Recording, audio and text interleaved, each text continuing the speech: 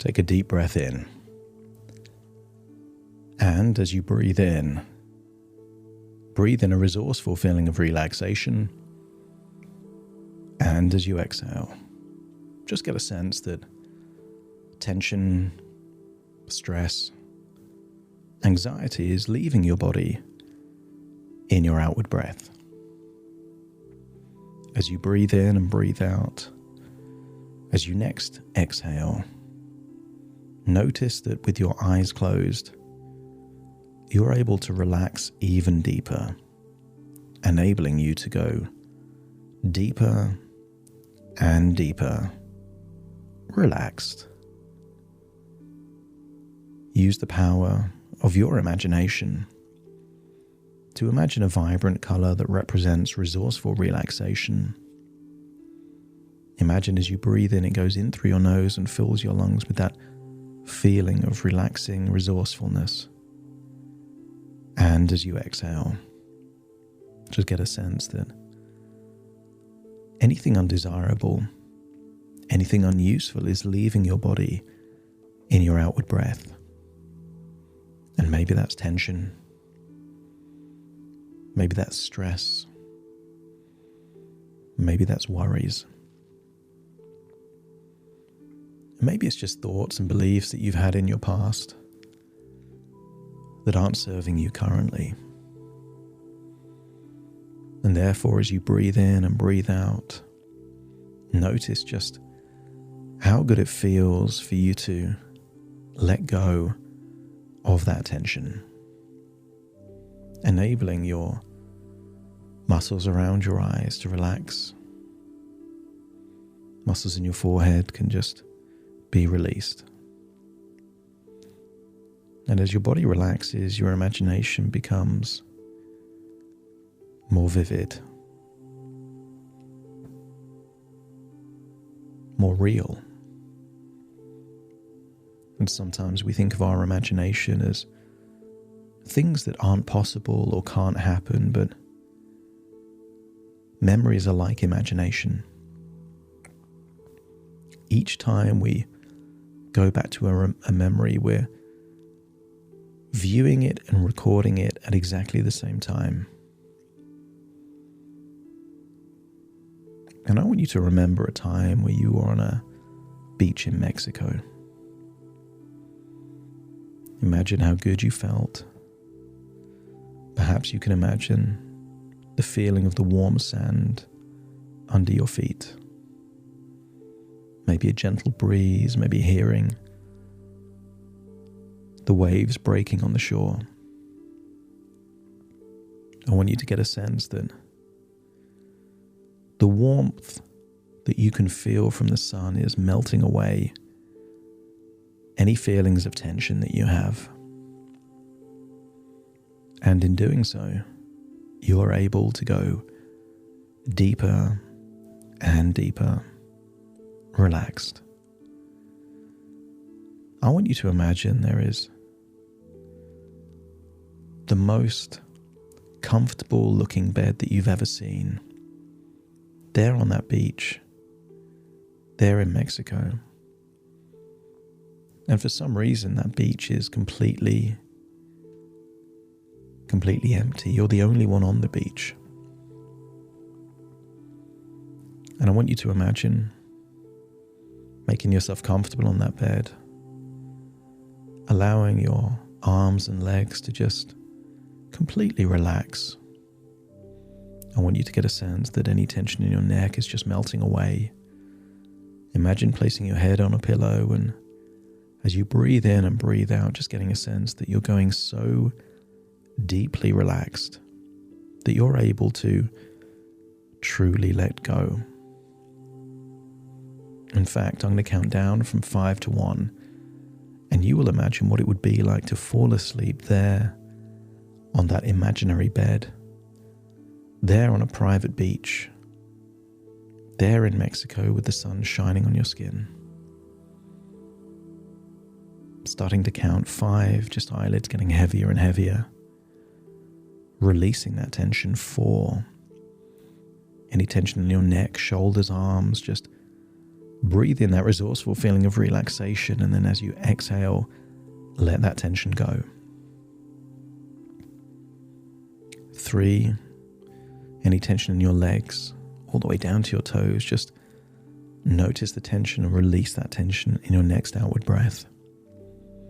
And then 2, as you breathe in, imagine that your internal organs are also relaxing. That's right. And then 1, just imagine that as your whole body relaxes, you imagine what it would feel like. What it would feel like to fall asleep on that bed, on that beach, in that memory, and then start to dream. And I want you to imagine dreaming of a kitchen. And I want you to imagine one day in that kitchen, you see a single cockroach. Some people believe that they get what they deserve in life. And other people believe that you get what you tolerate in life. And I want you to imagine seeing a single cockroach in that kitchen. But instead of removing the cockroach, and in fact, instead of even ignoring the cockroach, I want you to imagine that you start to feed that cockroach. Maybe you're feeding it chips, chocolate, a piece of bread, a cookie, and notice that this cockroach does not care, is not fussy. I want you to get a sense that that cockroach feeds frantically on that food. And then notice, it feels like it's the next day. And guess what? The cockroach is back. The cockroach is back because it was rewarded for being there. Only this time there's a second cockroach. The first cockroach has told a friend that there is food available. And bizarrely, I want you to imagine what it would be like, again, to not just tolerate the cockroach, but to reward the cockroach by feeding it with even more of this snacky food. I guaranteed if you put something healthy there, like a lettuce leaf or a piece of cucumber, and also put cookies and chips, I think you know what the cockroaches would be frantically feeding on most. It's the next day, and now there's 4 cockroaches. They seem to be doubling every day. Bizarrely, notice the clock is about 8 p.m., 9 p.m. And you find yourself feeding the cockroaches even more of that snacks. It's the next day. Now there are 8 cockroaches. Every evening, the cockroaches come out. And you keep wondering, why am I feeding these cockroaches? And notice the more you feed them, the more persistent they get. And if you attempted to feed them less, they would start hissing and clicking, getting aggressive to ensure that they get what it is that they want. Notice that they don't care about nutrition. They don't care about the quality of the food. They don't care if it's in date or out of date. They're not looking at the ingredients. If it looks like food that can just give a sense of gratification, that's what they want.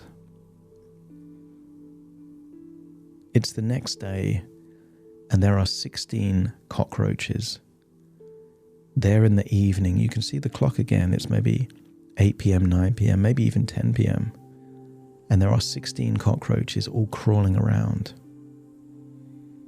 And bizarrely, you find yourself feeding them again. All it would take for the cockroaches to reduce is for you to decide that you're not going to reward them. You're not going to keep feeding them. But bizarrely, you keep doing it. And as you start to feed these 16 cockroaches, I want you to imagine that you slip on the kitchen floor. Imagine you're holding maybe a bag of chips and they all fly up in the air and then land on you. And for some reason, you're frozen. You can't move your hands, your legs. The chips are scattered all over your body. And I want you to get a sense of how you would feel if 16 cockroaches were crawling over your skin, not feeding on you, but feeding on the food that is touching you, crawling on you.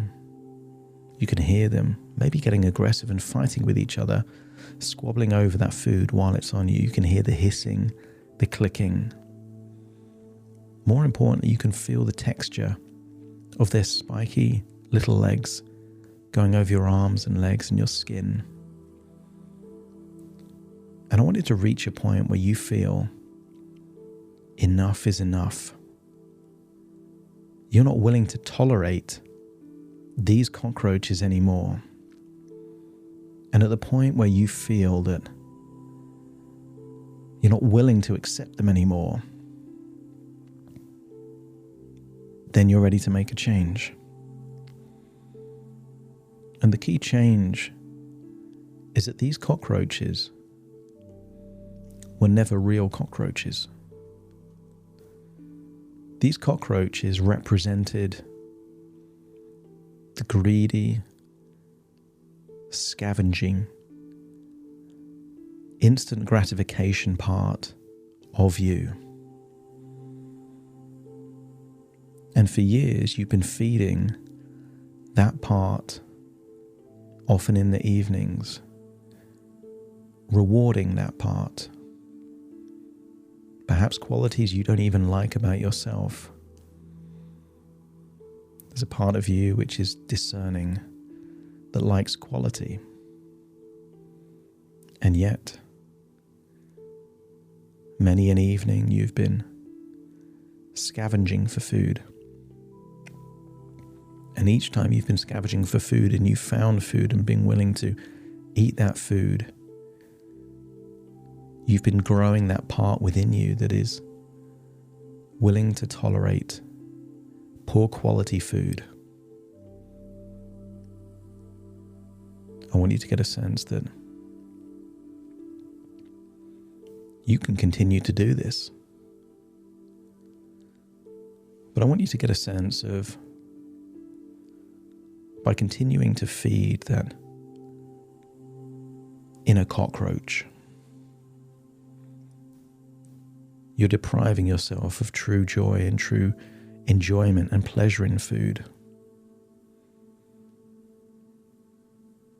I want you to imagine you're leaving that kitchen and imagine that you're now in your own home. I want you to imagine that you've had a nice lunch, a nice evening meal, and you're back in your home and maybe you are bored. And I want you to start imagining that you're opening a fridge door. You're having a look around the pantry.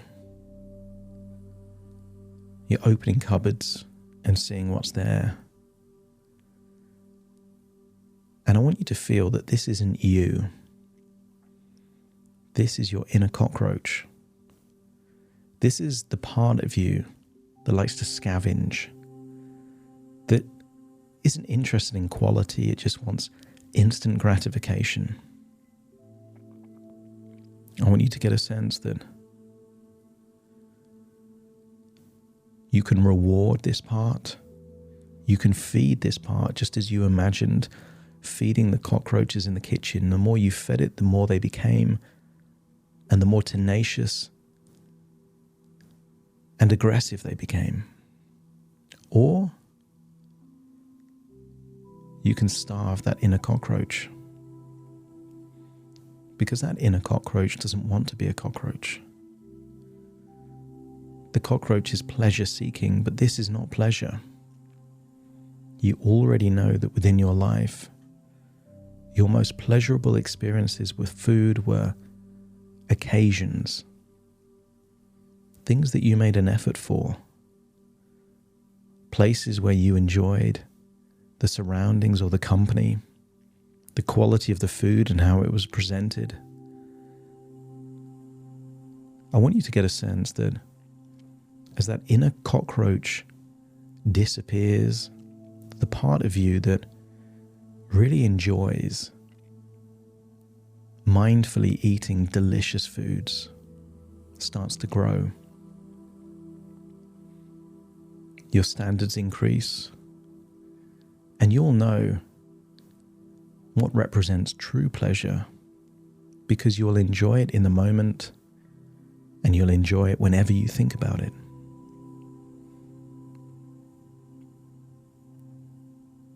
I want you to get a sense that you already know the difference between that scavenging for food and consciously, mindfully eating a delicious meal.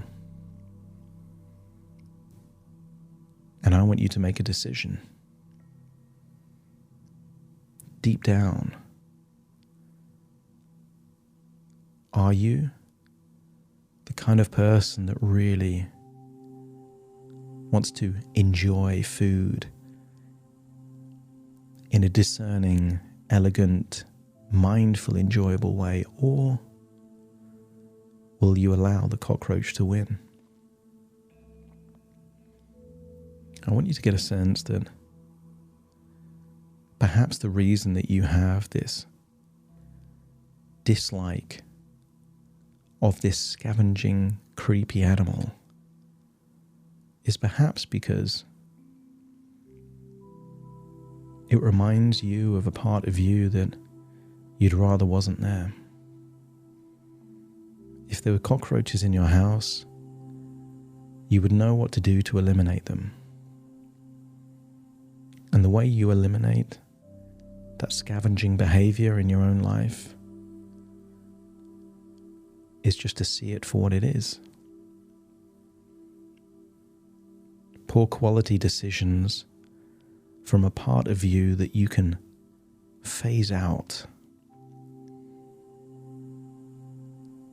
In that kitchen, you would not starve the cockroaches, or you would not feed the cockroaches, and by starving them, they would get less and less, and that's exactly how you will do it in your own life.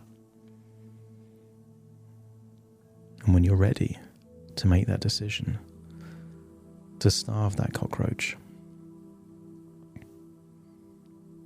then realize that you're not missing out on any pleasure. You're just transferring the pleasure from that snacking to make those enjoyable meals that you eat even more enjoyable.